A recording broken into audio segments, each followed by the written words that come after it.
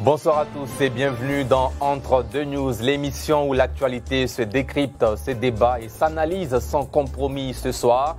Deux sujets brûlants, deux débats captivants et des invités de choix pour vous éclairer sur des questions qui façonnent l'avenir de notre pays, la Côte d'Ivoire. Nous sommes de retour de la pub et rejoints par Pulchérik Balé. Bonsoir. Bonsoir Sidik. Bonne semaine à vous. Merci. Et Eric Bayala, bonsoir à vous. Bonsoir Sidik. Bonne semaine aussi. Merci. Alors, nous parlons dans cette partie de 3000 lots aménagés, bien sûr, pour des déguerpis de Jesco et Boribana, arrachés aux zones à risque d'Abidjan. Des milliers de familles s'apprêtent à tourner une nouvelle page de leur histoire, cette fois dans des logements modernes. Une promesse en marche symbolisée par la visite du site de recasement dans Donkwa 1, dans la commune d'Anyama, effectuée la semaine dernière par le Premier ministre chef du gouvernement, Robert Begré-Mambé, accompagné d'une délégation ministérielle.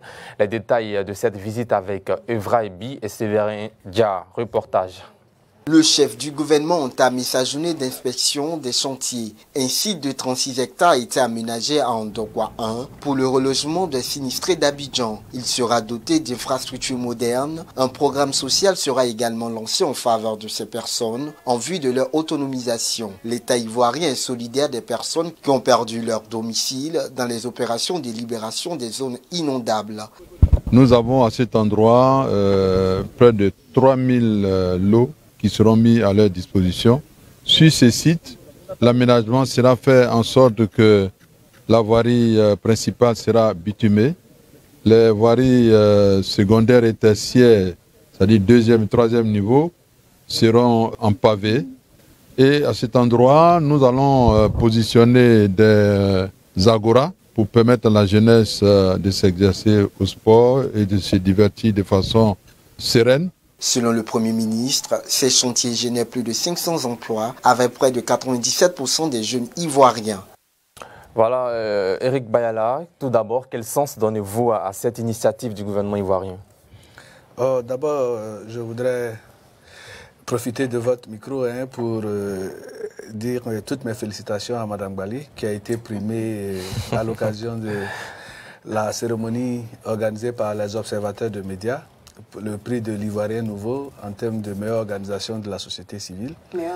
Meilleur acteur, pardon, de la société civile. Merci. Pour le sujet, en ce qui concerne l'élément que nous venons de voir, je pense que selon dénote de la volonté du gouvernement d'apporter une réponse très claire à tous ces foyers défavorisés qui, à l'occasion de l'opération de déguerpissement des zones à risque, ça permettra donc à ces foyers-là d'avoir des logis, des logements.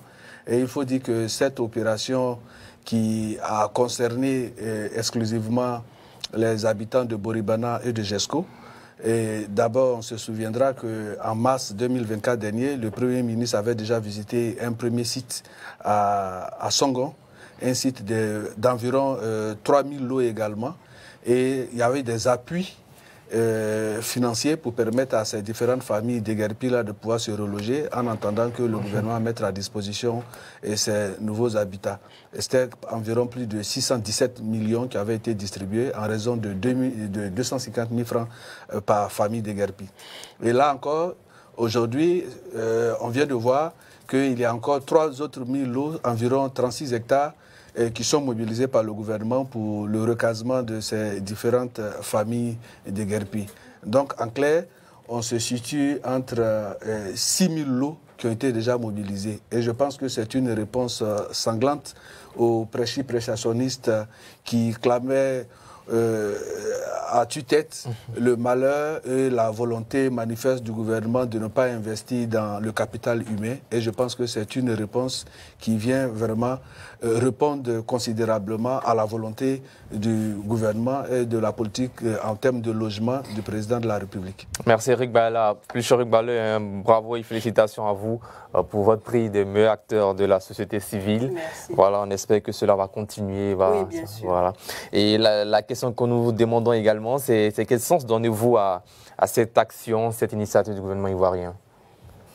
Bon, c'est toujours bien d'entendre ce genre de nouvelles, mais nous, on a des raisons de nous inquiéter. Pourquoi? Oui, justement, j'allais le dire. D'abord, c'est important de préciser que la plupart des quartiers qui ont été déguerpis ne sont pas dans des zones à risque. Il n'y a jamais eu d'éboulement ou d'inondation à Jesco, à Banco 1, à Boribana ou encore à Abattoir. Sur les sites que nous connaissons, là, il n'y a jamais eu ça. Donc, ce n'était pas des zones à risque. Ça, c'est la première chose. La deuxième chose, c'est important de noter qu'il y a 3 catégories de sites qui ont été affectés par les déguerpissements. Il y a des zones où les gens ont leur papier. On l'a dit et on le répète, à Jesco, les gens ont leur papier. Il y en a même qui ont eu leurs derniers ACD en décembre 2023, quand en janvier, et à partir de janvier, ils ont commencé à casser.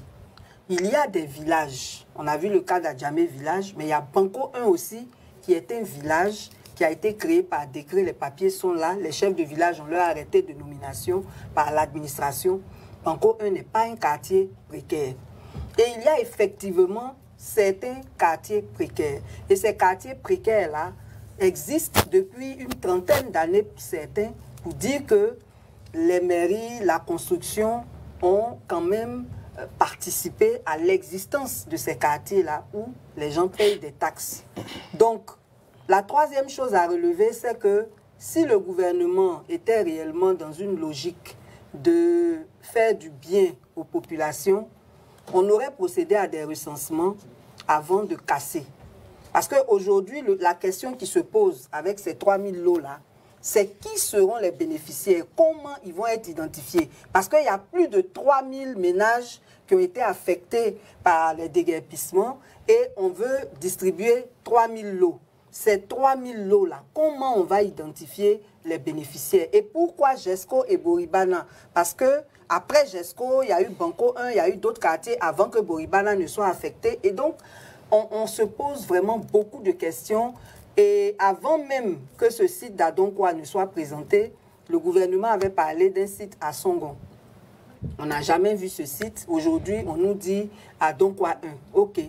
Mais comment ça va se passer? Pourquoi Jesco et Boribana seulement? Comment on va attribuer ces lots? Parce qu'à Jesco, il faut préciser que le premier groupe qui a été cassé avec l'école Chat-Hélène est moins important que les autres groupes qui ont suivi et qui n'ont été recensés par personne. Donc, franchement, il y a lieu de s'inquiéter. Bien, Eric Bala, c'est une situation qui soulève beaucoup d'interrogations auxquelles vous pourriez peut-être répondre. Non, mais d'abord, ce que je veux dire, je veux dire que le cas de Jesco, les maisons qui ont été déguerpies à Jesco étaient des maisons qui étaient dans des zones à risque pour la simple raison que vous vous souviendrez qu'il y a eu des saisons de pluie où l'autoroute du Nord, à partir de Jesco, il y a, comme on appelle, a cédé. On était obligé de faire des travaux d'urgence et cela à cause des habitations à côté. Donc c'était une zone à risque. Pour ce qui est du cas de Banco dont elle a fait cas pour dire que c'était un village et que ce village-là n'était pas dans une zone à risque, je voudrais rappeler que dans le cas de la politique d'urbanisation du Grand Abidjan, il y a des sites qui sont vraiment habités, mais dans la politique d'urbanisation, pour permettre à Abidjan d'avoir une image des grandes capitales, il y a une politique qui a été mise en place par le gouvernement. Et il y a des habitations ou bien des zones qui sont peut-être qui sont affectées et qui ne sont pas dans les mêmes dispositions pour que cette politique d'urbanisation puisse se faire de façon normale. Et donc c'est pour cela que le gouvernement a décidé donc de mettre à disposition ces 3000 lots. Pour ce qui est des déguerpis de Banco 1 et de Jesco, je l'ai dit tantôt, en mars, comment on appelle ça, 2024, le Premier ministre a visité le site qui doit abriter tous ces, comment on appelle ça, ces déguerpis. Ce sont des sites qui vont d'une superficie de 75 à 100 mètres carrés selon la taille des différents ménages. Et ces différents ménages-là ont été accompagnés avec un appui financier de 250 000 francs. Donc, ce site de Songon, il est connu, il a été visité au même titre que celui de Anyama qu'on vient de voir tout à l'heure. Et donc, il y a d'abord des dispositions. Maintenant, en ce qui concerne le recensement, dès l'instant où le gouvernement établit déjà des mises en demeure, c'est-à-dire toutes les familles qui reçoivent les mises en demeure correspondent, qu'on appelle en même temps, au nombre de familles qui doivent être déguerpies. Et donc les mises, si on a distribué 3000 mises en demeure, on sait déjà que c'est 3000 ménages qui seront impactés par le déguerpissement. Donc c'est déjà connu, c'est déjà chiffré. Et ça, c'est déjà une volonté manifeste pour le gouvernement d'apporter une réponse à ces différentes familles-là. Maintenant, pour ce qui est comment est-ce que cela va se faire, je pense qu'il ne faut pas donner dans le pessimisme.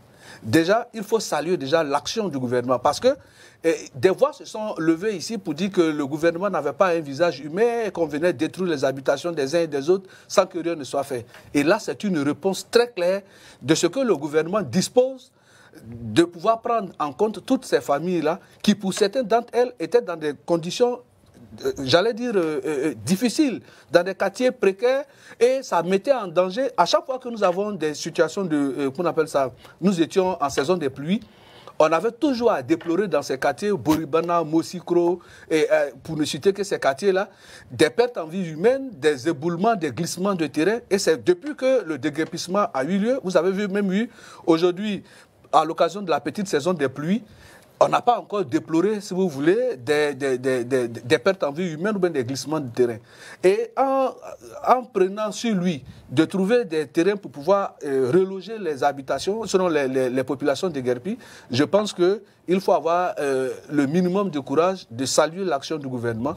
Maintenant, attendons de voir avant de critiquer, parce que j'ai bien peur qu'on fasse déjà la critique, et puis derrière, quand la réponse sera satisfaisante, on aura peut-être de la peine à venir à faire. Est-ce que ce serait satisfaisant, 3000 lots? Pardon? Est-ce que ce serait satisfaisant? Oui, 3000 lots, mais est-ce que dans ces dispositions-là, sur un lot, on vous dit 3000 lots, et les lots sont en moyenne de 500 mètres carrés. Dans les dispositions de Songon, en fonction des ménages, donc il y a eu un recensement de 75 mètres carrés à 100 mètres carrés. Et donc si vous avez un lot qui fait 500 mètres carrés, imaginez-vous combien d'habitations, sinon combien de maisons qu'on peut construire déjà sur un lot. Donc, ne voyons pas, ce sont le nombre de lots, ça ne correspond pas forcément au nombre d'habitants, de maisons à construire. Il y a une nuance qu'il faut faire. Bien. Puis, Chérif Barlé, vous qui êtes assez impliqué dans cette affaire, quels sont les critères qu'il faudrait établir pour pouvoir attribuer ce lot de manière transparente? Le premier critère serait que ce soit effectivement des victimes. Il dit qu'il faut attendre avant de faire la critique, mais nous ne faisons pas la critique au hasard. Déjà, pour attribuer les 250 000, il y a eu des listes frauduleuses qui ont été produites par les mairies. Les personnes qui ont été mandatées pour établir ces listes n'ont pas travaillé en collaboration avec les comités des déguerpis. Et donc, nous avons assisté à des listes où il y a des personnes qui ne sont pas victimes et où il y a des victimes qui ne sont pas sur les listes. Donc ces 250 000-là n'ont pas été distribués d'abord à tous les déguerpis. Il n'y a que quelques-uns qui en ont eu et les autres, rien. Ceux qui ont reçu les 250 000 n'atteignent même pas 10% de l'effectif total des déguerpis. La deuxième chose, personne n'a reçu de mise en demeure. Ça, c'est important de le préciser. Tous les sites qui ont été déguerpis là, personne n'a reçu de mise en demeure. J'aimerais qu'on me présente une mise en demeure qu'on a donnée à GESCO, à Banco ou ailleurs. On a surpris les gens. Et j'aimerais que M. Bayala se mette un peu dans la situation de quelqu'un qui est dans sa maison, à qui on n'a pas donné de mise en demeure, on vient, on le surprend, on détruit sa maison avec ses effets personnels. Et quand on a détruit la maison de quelqu'un avec ses effets personnels, 250 000, ce n'est rien. Et là encore, tout le monde n'a pas reçu. Ensuite, le 13 mars 2024, quand le gouvernement a donné certaines mesures, toutes ces mesures n'ont pas été appliquées. C'est seulement celle de 250 000. Et on détruit votre maison en février. C'est en novembre, là, on vient vous montrer un site sans que vous ne soyez même sûr que vous serez sur la liste. Donc, pour revenir à votre question, pour les critères, il faut être effectivement victime. Et pour être sûr qu'on aura les vraies victimes, il faut associer les comités des déguerpis à la finalisation des listes. Ça, c'est un. Deuxièmement, il faut tenir compte des superficies perdues. Parce que si moi je suis à GESCO, j'ai mon terrain de 600 mètres carrés avec ACD, on ne va pas aller me donner 75 ou 100 mètres carrés. Parce que quand vous prenez les 36 hectares, ça nous fait 360 000 mètres carrés. Si vous divisez ça par 3 000, ça donne 120 mètres carrés. Donc, on aide les gens ou on ne les aide pas. Moi, je ne peux pas avoir une cour où j'ai construit des maisons que je mettais en location et puis on va venir me donner 75 mètres carrés. C'est pour faire quoi? En temps, le 13 mars, ils ont dit qu'ils vont donner une aide au relogement de 1000 francs, je ne sais pas pourquoi je dis toujours 1000 francs, de 1 million. Avec 1 million, là, on construit quoi? Ça suffit à peine pour faire peut-être la fondation. Donc, franchement, dans les critères, il faut être vraiment victime. Il faut tenir compte des superficies perdues, mais il faut aussi que les gens soient accompagnés avec des moyens conséquents qui leur permettent de reconstituer leurs biens. Bien, Eric, la réaction dessus avant de passer à un autre chapitre. Non, justement, je dis qu'il ne faut pas, comment dire, mettre la charrue avant les bœufs.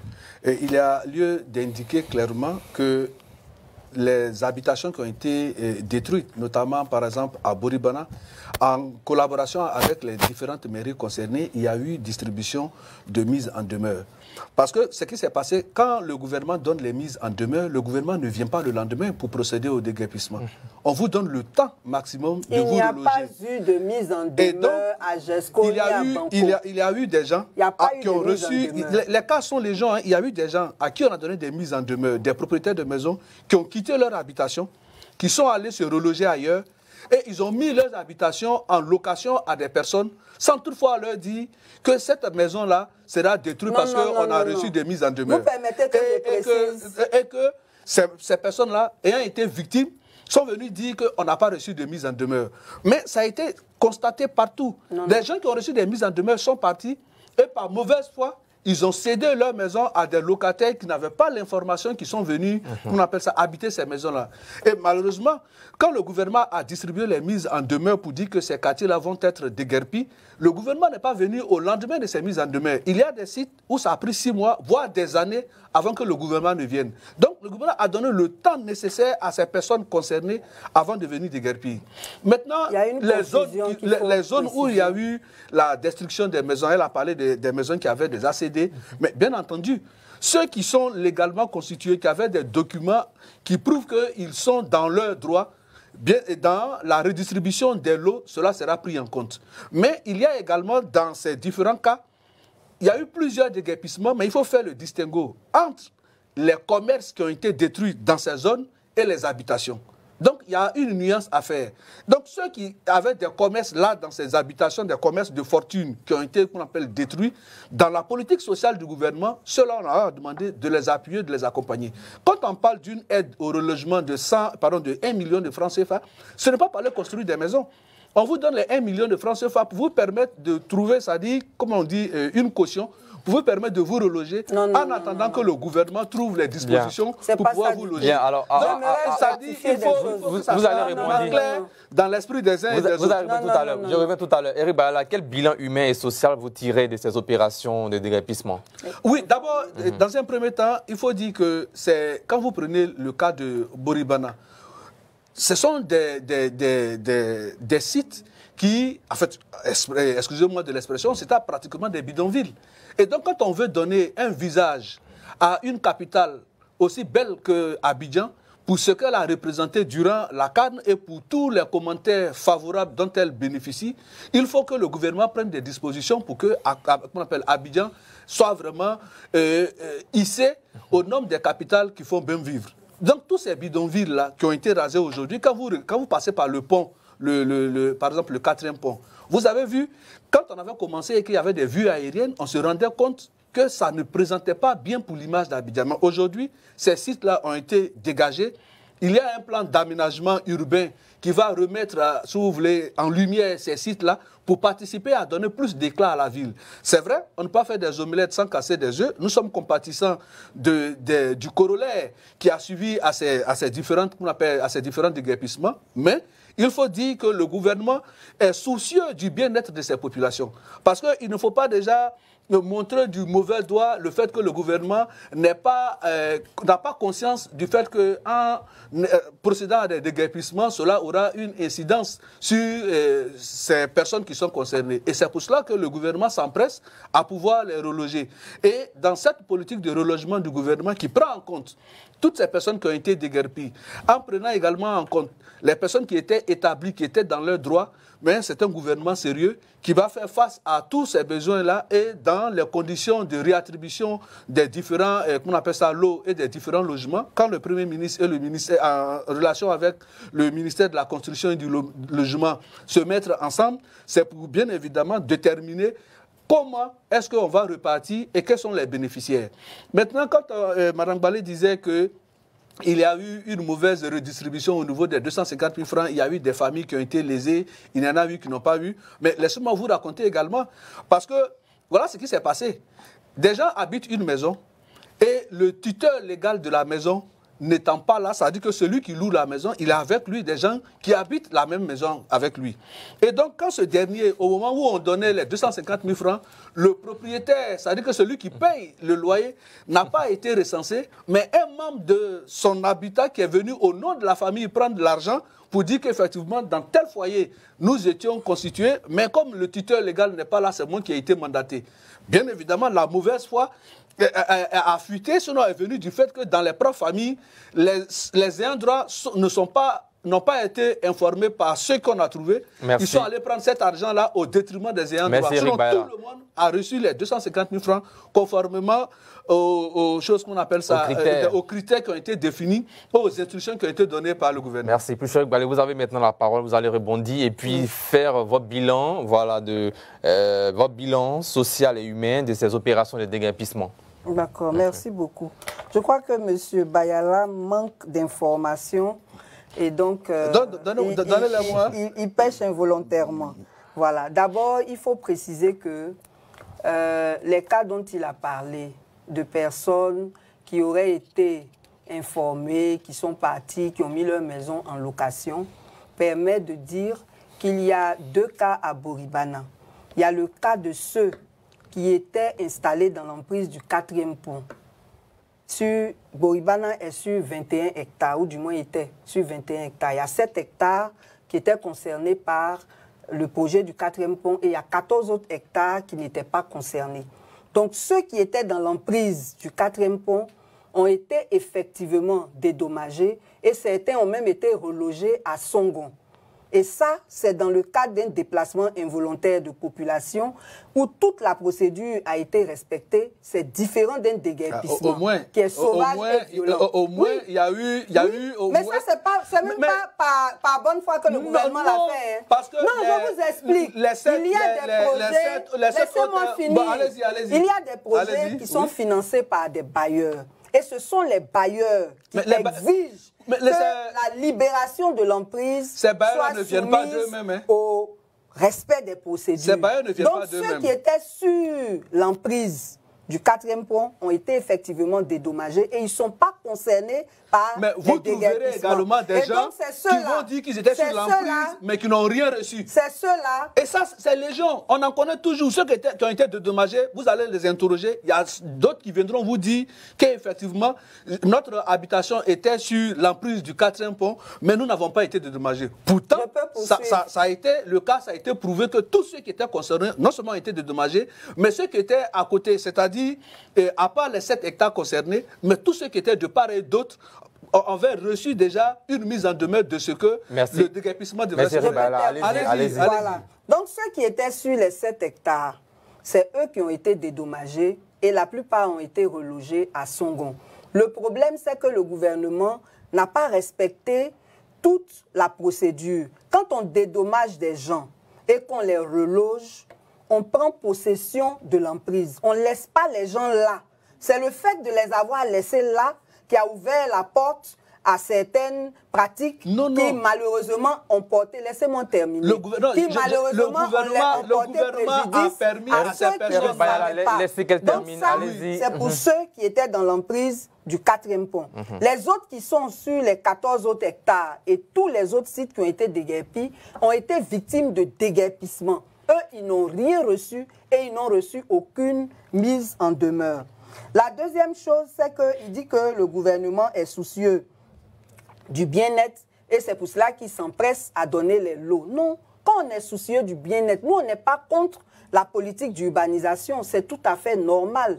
Mais il faut le faire sans détruire des vies. Quand on prétend parallèlement lutter contre la pauvreté, on ne peut pas déguerpir des gens. On ne devrait pas assister même à ces déguerpissements. Et ce n'est pas des mois après, pendant que certains sont morts, des familles sont disloquées, des scolarités sont interrompues, qu'on va dire qu'on s'empresse. On s'empresse comment? On a juste présenté un lot, un site plutôt. Il n'est pas encore distribué, il n'est pas encore habité. Donc les déguerpis sont toujours dans une situation désastreuse et déplorable. Maintenant, il faut faire la différence entre les locataires et les propriétaires. Le propriétaire, c'est celui qui a construit son bâtiment. Il est recensé, mais le locataire aussi est recensé. Et les 250 000, c'était pour toutes les catégories. Et les locataires et les propriétaires pour pouvoir se reloger rapidement. Les 1 million là, ce n'était pas pour payer caution. Bien. Ils ont dit que c'est 1 million pour l'aide à la construction. C'est-à-dire que quand on allait donner les lots là, c'est là ils allaient donner ça aux gens pour reconstruire. Sinon, tout le monde devait avoir droit aux 250 000. On va progresser. Donc, pour revenir sur le bilan. Oui, le bilan rapidement. On va faire rapidement le bilan. On n'a que 5 minutes pour terminer. D'accord. Pour revenir sur le bilan social et humain, on va dire qu'il est très désastreux. Parce que les gens n'ont pas été recensés. Plusieurs n'ont pas reçu les 250 000. On va dire même la majorité, les 90% des déguerpis n'ont pas reçu les 250 000. Comme je le disais tout à l'heure, des scolarités ont été interrompues, des emplois ont été perdus et il y a des activités qui n'ont rien à voir avec ce dont M. Bayala parlait, c'est-à-dire je suis à la maison, je mets une petite table devant ou bien je prends une chambre pour faire une boutique. Il y a des activités à part entière qui n'ont pas été prises en compte. Ces gens-là ne sont sur aucune liste. Il y a 133 éleveurs qui étaient à Gesco-Rivière, qui ont été même installés là par l'État, qui ont été déguerpis sans avertissement, sans dédommagement, sans rien du tout. Et ils ne sont sur aucune liste. Donc vraiment, le bilan, il est très désastreux. Alors, lors d'une réunion interministérielle élargie aux membres de la cellule d'aménagement des quartiers précaires du district d'Abidjan, tenue le 21 novembre dernier, le Premier ministre Robert Begue-Mambé a énoncé des directives claires. Il a rappelé que toute opération de déguerpissement doit désormais répondre à une condition stricte, l'existence d'un risque imminent. Quelle est votre lecture de cette décision saluée par beaucoup d'Ivoiriens, Eric Bayala? Bon, je veux dire d'abord, dans un premier temps, le fait même que le Premier ministre l'ait énoncé, c'est d'abord l'un des critères premiers qui a concouru à procéder aux différents déguerpissements. Maintenant, je profite de cette lucane pour dire que toutes les personnes qui ont été dédommagées, qui ont été déguerpies, en ce qui concerne les différents sites dont nous avons été, nous en avons parlé tout à l'heure, ces personnes-là, chacune d'une manière ou d'une autre, ont reçu l'assistance de l'État. Ce n'est pas parce que vous le dites que ça n'a pas été le cas. Nous, on est au quotidien avec les déguerpis, on n'invente rien. Mais justement, il faut les inviter ici, ils vont venir témoigner. La proximité que vous avez vue avec les choses qu'on appelle les militants, merci, ça ne veut pas dire que... Il ne faut pas faire du militantisme. Merci. Allez-y, Eric Vous Bayala. avez eu des contacts avec les déguerpis? Allez-y, Eric Bayala. Non, je lui laisse le temps de faire. Allez-y, répondez à la question. Donc, je suis en train de dire, le fait de pouvoir venir dire que ça n'a pas été pris en compte, ou bien les déguerpis n'ont pas reçu de mise en demeure de la part du gouvernement, ce n'est pas le fait de le dire qui revêt en lui la vérité. Mais on le dit parce que c'est la vérité. La chose qui est la plus sûre, c'est que le contact avec les déguerpis, là, ce n'est pas vous seul, parce qu'il n'y a pas un guichet unique où on va prendre un ticket pour aller se mettre en contact avec les déguerpis. Donc nous autres, nous avons été dans le cadre donc, des différents articles portant sur les conséquences des déguerpissements. Nos équipes, nos reporters ont été visiter ces familles. Mais vous savez que lorsqu'il y a une situation qui se présente, malheureusement, l'opposition s'en saisit pour en faire un chou gras et pour venir jeter l'anathème sur la politique du gouvernement en ce qui concerne cette opération. Terminons avec la décision du Premier ministre. La décision, comme je le disais dans mes propos introductifs en ce qui concerne cette question, le déguerpissement, le Premier ministre a dit que ça doit répondre à un critère vraiment imminent qui présente un risque imminent. Mais bien entendu, depuis toujours, les quartiers qui ont été déguerpis, pour la plupart, je dis bien, d'entre eux, il y avait vraiment des risques. C'est pour ça qu'il y avait même des sensibilisations au niveau de la télévision, il y a eu des spots, il y a eu des capsules pour demander aux populations de libérer non seulement les emprises, mais de quitter les zones à risque. Et aujourd'hui, le Premier ministre, en le disant, c'est déjà une information, une alerte qu'il donne à ces différentes populations-là pour dire que si vous êtes dans une zone et que cette zone est reconnue comme une zone à risque, le gouvernement vous prie de pouvoir prendre les dispositions pour libérer. Bien. Parce que demain, quand il y aura une opération, ces personnes-là diront qu'elles n'ont pas été informées, qu'elles n'ont pas été dédommagées, elles n'ont pas reçu de mise en demeure. Merci. Mais quand vous savez que vous êtes dans un ravin, Merci, et Eric qu'il y a Bayala. un communiqué qui vous invite à quitter le On vous a ravin, bien compris. c'est une mise en demeure. Bien. On n'a pas besoin de vous signifier un papier pour que vous partez de là. Monsieur Eric Bayala, pour terminer, votre réaction sur cette dernière décision du gouvernement ivoirien? Oui, nous sommes déjà très heureux que enfin cette cellule soit fonctionnelle parce qu'elle a été mise en place par le Conseil des ministres du 13 mars et jusqu'à présent, elle n'était pas fonctionnelle. La deuxième chose, nous dirons que ce n'est pas trop tôt. Parce que si cette norme avait été prise en compte dès le départ, il y a des quartiers qui n'auraient pas été déguerpis parce que ces quartiers-là ne sont pas des zones à risque. Il y a même une cité immobilière au niveau de GESCO où sur 70 maisons, on en a cassé 25, on ne sait pas pourquoi. Donc, ce n'est pas trop tôt qu'enfin le gouvernement se base sur des critères objectifs pour la suite. C'est ce qu'on avait toujours demandé.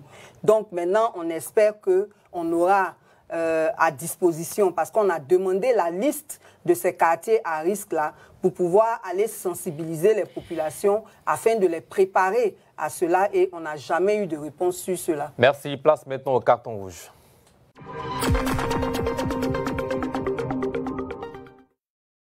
Voilà, nous sommes dans le carton rouge, rubrique dans laquelle nos consultants font des coups de gueule sur des sujets qui leur tiennent à cœur. Et nous allons permettre le premier carton rouge de cette émission avec une femme plus Eric Bayala pour ouvrir la semaine. Carton rouge. Mon carton rouge va à l'endroit de tous ceux qui, sur les plateaux télé, débattent des problèmes qui concernent notre pays. Les Ivoiriens nous regardent, le monde entier nous regarde, et c'est vraiment dommage qu'il y ait des gens qui aillent jusqu'à s'insulter, jusqu'à dire des propos qui ne témoignent non seulement pas d'une bonne éducation, mais qui ne constituent pas des exemples pour les jeunes qui nous regardent. C'est vraiment très désolant.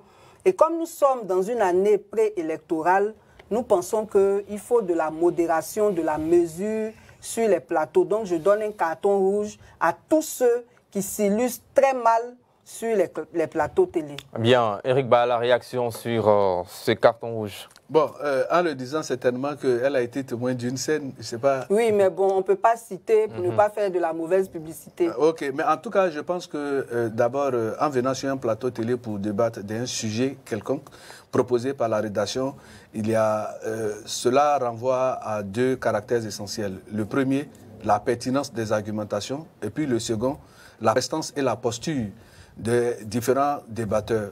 Parce que quand on vient prendre votre avis sur une question, vous avez une image à construire, parce que la télévision n'est pas faite seulement pour les Ivoiriens, c'est au-delà même de nos frontières. Et donc il y a une attitude, il y a un comportement que l'on doit avoir sur le plateau.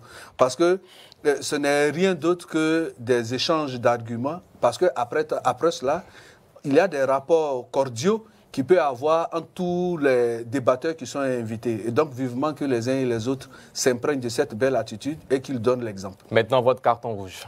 Mon carton rouge, il est porté à l'endroit du ministère de l'équipement et de l'entretien routier avec la mairie de Cocody. Sur le tronçon à Toban, le tronçon qui part de la pharmacie Saint-Bernard en passant par la Direction générale des marchés publics, pour aller vers le rond-point de la CNPS.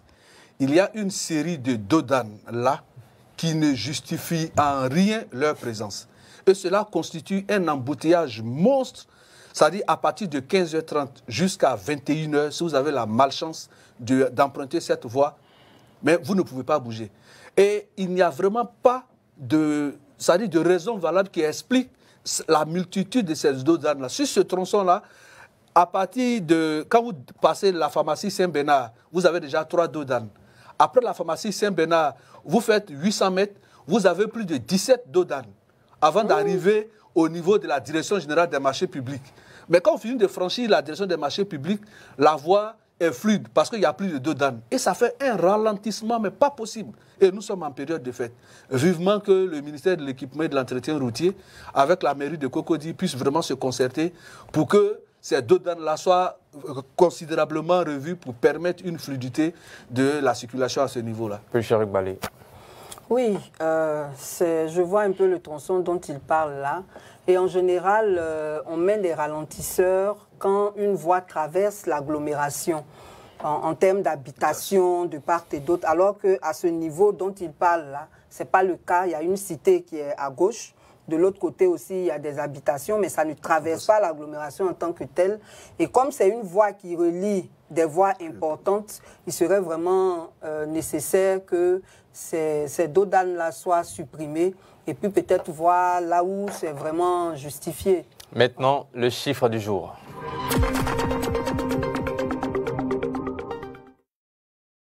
Le chiffre du jour, c'est 2. 2. On va dire 2 ans. Non. Dans quel domaine? Ah, politique. Ah oui, le COGEP. Voilà, bien sûr. Le 23 novembre dernier a été marqué par la célébration de l'an 2 du retour de Charles Blé Goudé, président du COGEP à Gagnoa. Il a lancé un appel au président de la République, Alassane Ouattara, pour qu'il prenne une loi d'amnistie pour libérer tous les prisonniers de la crise de 2010-2011. Charles Blé Goudé estime que la Côte d'Ivoire doit avancer dans un esprit de réconciliation, dit-il. Pécheric Balé, commentaire sur la célébration de l'an 2 du retour de Charles Blé Goudé. Bon, c'est tout à fait normal que... Et tous ces propos tenus, tôt ou tard, je vais diriger un jour la Côte d'Ivoire. Non, c'est son droit. Nous sommes tous, en tant que citoyens, en droit de vouloir diriger notre pays si on pense qu'on en a les capacités. Je pense surtout que c'est sa proposition qui est importante de libérer les prisonniers des crises politiques parce qu'on ne peut pas comprendre que certains soient libérés et que d'autres soient encore en prison, alors que nous avançons encore vers l'année électorale. Et tout ça, ça peut être des sujets aussi de tension. Et pour nous autres, la réconciliation n'est pas encore totale. Il faut que ces actes forts-là soient posés par le président de la République pour décrisper, pour apaiser le climat sociopolitique. Merci Eric Bayala. Réaction sur cette célébration? Bon, moi, c'est au niveau des propositions. Je pense que le gouvernement a déjà, en ce qui concerne les prisonniers politiques, tous les prisonniers politiques, en tout cas des crises qu'ont connues la Côte d'Ivoire, ont tous bénéficié d'une libération. Ils sont tous dehors. Ceux qui sont encore peut-être en détention, c'est qu'ils sont auteurs de délits qui n'ont absolument rien à voir avec les crises politiques. Et en ce qui concerne les questions d'amnistie, les questions de grâce présidentielle, je pense que le président de la République en a pris plusieurs. Et tous les acteurs majeurs de la politique en Côte d'Ivoire sont tous dehors. Et ce, par le bon vouloir du président de la République de participer à la réconciliation nationale. Parce qu'il y a certains qui pensent que c'est le retour de leur formation politique au pouvoir qui va dit qu'il y a eu la réconciliation en Côte d'Ivoire. Non, on n'a pas besoin forcément de venir au pouvoir pour se rendre compte qu'aujourd'hui, les Ivoiriens sont réconciliés. Merci Eric Bayala, merci à vous, Pécheric Balé. À fin de cette émission, rendez-vous demain à 20h15 pour un entretien exclusif avec Sébastien Dano Diédié, président exécutif du PPACI, Parti des peuples africains de Côte d'Ivoire. À demain et bonsoir. Portez-vous bien.